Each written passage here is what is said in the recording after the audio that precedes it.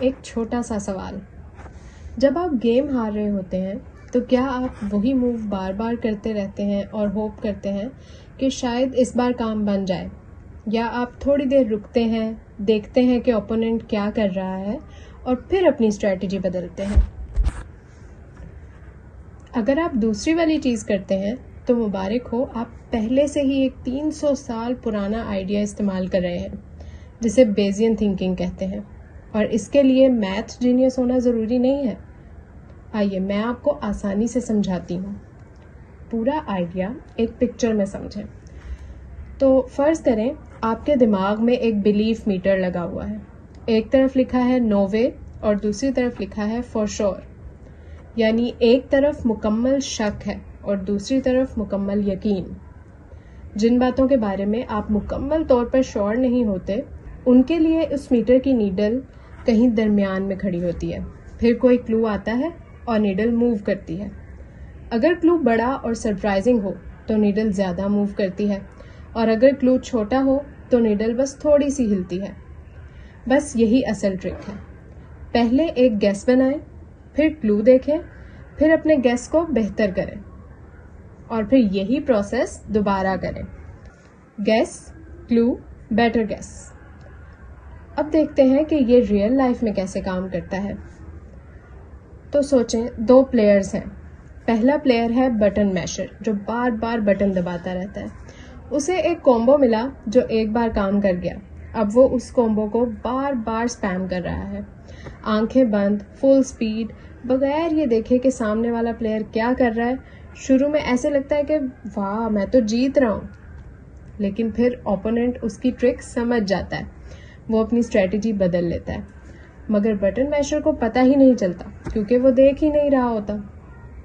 वो तो वही पुरानी मूव बार बार रिपीट कर रहा होता है और आखिर में हार जाता है।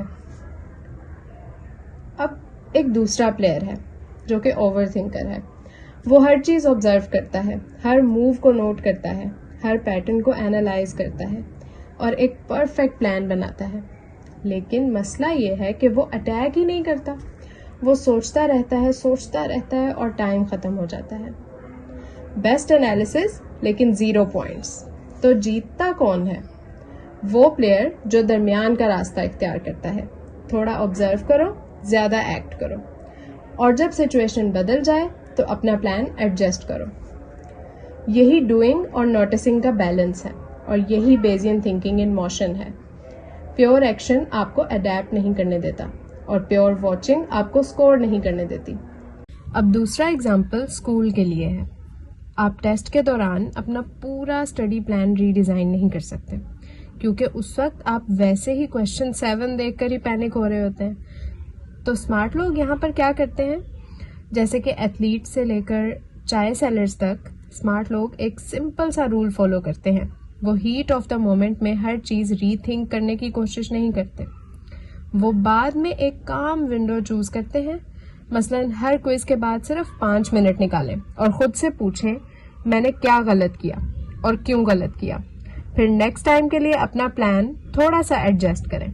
ये 5 मिनट ही आपकी बेजियन अपडेट है। आप एविडेंस देख रहे हैं और फिर अपनी स्टडी स्ट्रेटेजी के बारे में अपना गेस एडजस्ट कर रहे हैं। और यहाँ एक इंटरेस्टिंग ट्विस्ट है। आपको रिव्यू कितनी बार करना चाहिए? ये डिपेंड करता है कि चीज़ें कितनी तेज़ी से चेंज हो रही हैं। अगर सब्जेक्ट स्लो और स्टडी है तो हफ्ते में एक बार रिव्यू काफ़ी हो सकता है, लेकिन अगर हर रोज़ नया मटेरियल आ रहा है तो एक हफ्ता वेट करेंगे तो आप तो बहुत पीछे रह जाएंगे। तो नेक्स्ट टाइम जब आप कहीं स्टक हों तो अपने दिमाग में वो डायल इमेजिन करें। एक गेस से स्टार्ट करें, क्लूज पर ध्यान दें और अपने माइंड को चेंज होने दें। ये कोई विशी वॉशी होना नहीं है, ये स्मार्ट होना है। यही बेस है, और अब आप भी इस सीक्रेट में शामिल हैं।